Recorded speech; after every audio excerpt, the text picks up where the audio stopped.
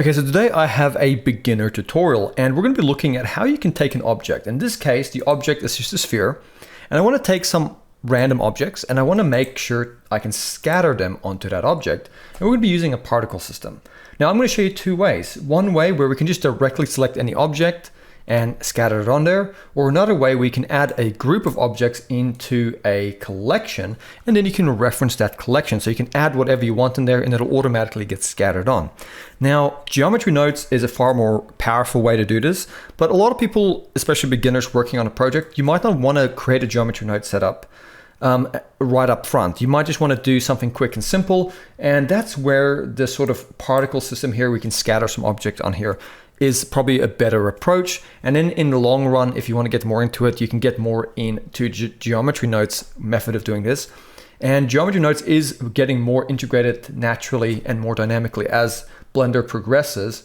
But for now, we'll just focus on this method here. So this is pretty beginner friendly and something that can be very handy. In this case, it's just a bunch of random objects, but you could use anything, rocks, pebbles, plants, whatever you kind of want to scatter onto something. Okay, so let's jump into the tutorial. So I'm going to start in a new scene of Blender. I'm going to delete all of the default objects. So I'm going to go Shift A, I'm going to go to the mesh options and add in a UV sphere and right click and go Shade Smooth. Then with this UV sphere selected, let's go over to our particle system. We're going to go plus, and by default it creates what's called the emitter. And these are just these dynamic particles that kind of fall out. And we have the option, if we wanted to go Shift A to go to our mesh option. Let's add in, for example, the monkey head. We'll just move it over to the side, right click and go Shade Smooth, scale it down a bit. Okay, so we have this object. You can use whatever you want, but I'm going to select my sphere again. And you have the ability here, if you wanted to, with these particles, to actually go over to your render properties. And you can come here to the object and then select that monkey head. And then come here to the render as and change it to object. And since I've changed it to object now, it's just gotten rid of that instant object. So I'll just click on that again, select the monkey. And now you can see that's working, right? We have the monkeys now as the particles. You can come here and increase the size. And this can be handy if you wanted to, like make it rain monkey heads or whatever. But in this case, what we want to look at is the non-dynamic version of this, which will be the hairs. Now it's called hairs, and by default, this is actually how you'd make hair or fur in Blender. But you can also use it to distribute objects onto a surface. So we're going to go ahead and make this hair. Okay, and you can see, if you go down to the render, it's kept that object setting and the Suzanne monkey, which is good. But what we'll do is come here, bring that scale a little bit. And at the moment, the reason it's so dense here, as you can see, is because if we go up here to the top, we have this emission section, which is really important. It's currently set to 1000. So let's bring that down to 120. Okay, and now if we come down here to the scale, we can adjust that a little bit like that. You can see that's looking pretty cool. And the way this is working, if you actually come up here to the source, you can see currently it's emitting it on every sort of face. Now, it's not doing it on every face because we just don't have enough of a number here. But if we fill this in all the way, you can see every face, it's generating one of these monkeys, right? So what I'll do, as I'll quickly show you, you can change this from faces to vertices, or if you wanted it internally, you can use the volume operation here and it puts it in the inside. And that has all sorts of cool uses. Maybe you're doing like a 1970s jello that has a bunch of fruits and stuff in the inside. That could be very handy for a volumetric sort of approach. But for now, we'll leave it at faces and we'll actually look at how this all works. So by default, for every 120 particles here, it has a monkey that's being generated, but there is something we can do. So for now, let's just make sure, first of all, to enable advanced. That'll give us a few more options later. Scroll down over here to children. And at the moment, it's just one object per particle, but you can actually make it interpolated. And now what this means is for every one of these 120 parent particles, as they're known, it's going to be generating one of these child particles. So for every one, there's 10 monkeys. So I'm going to make it 2. So for every 120 particles, 2 monkeys are being scattered at that place. And I'll also change the render amount to the same amount. So it makes sense to us. But whatever the render is, once you render this, that's what you'll see. So I'm just making them both match.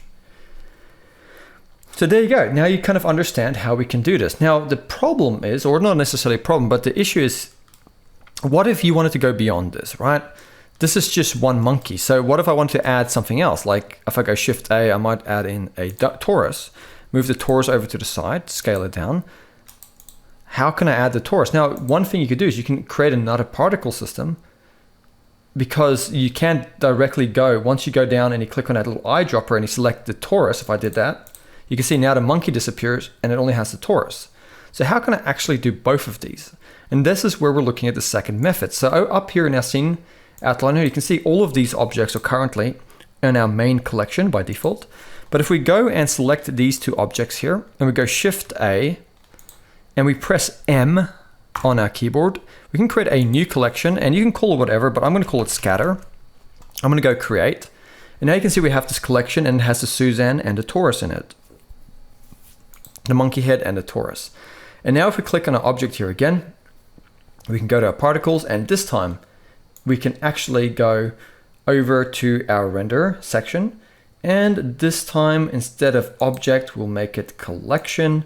And now we can come here to the instance collection and click on that scatter. And now you can see both of these are being utilized. How cool is that? The advantage is any asset you now create, you can go Shift A, you can go to your mesh options. Let's maybe add in, let's have a look, a cube. Scale that cube down, move it over to the side. With this cube selected, I can press M. I can move it to that scatter by clicking on it. And there you go. Look at that. Now the cubes are also being present here. So that's pretty cool. Just to visualize this a bit better, I'll quickly just add a material to each one of these objects. Just simply for the purposes of making this more interesting for you to look at. Maybe make one of these blue. But you get the idea. We're now scattering these objects on here like that. One thing that might be bugging you, you want them all to be a little bit more random and different sizes. One cool way you can do that is either coming here, Shift D to duplicate, S to scale, rotate, and then you can make more different versions of that. However, if you want to do it in the settings, you can select this object, go back to your particles, scroll down and go all the way down to children. And under the children properties here, you can actually go to the roughness, and then you can use these settings here and randomize them. The endpoint especially, now you can make these things feel a bit more random. You can also grab the size here, mess around with that, the random. Now these, some of these won't do anything. They'll actually only be effective once you have this as a hair system, which is what they're designed for. But in this case, you can mess with those. And if you scroll up to the viewport display, there's nothing we need to really look at there at the moment, but there's a few more things I can mention. If you actually come up to the render, you can not only adjust the scale here, but you can actually scale randomness. So you can change the random scale here. So you can see now they're not all exactly the same size. Now remember earlier we enabled advance. That also brings up this tab here called the rotation. So we come under the rotation. Currently they're following the hair velocity, but you can change this to the global coordinates, so X, Y, or Z. And that looks at the global coordinates here, the spacing that you see in the world.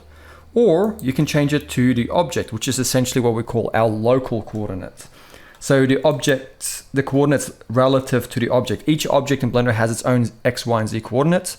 So with this sphere, if I tap G and I go Z twice, it'll go up to Z. Or even if I,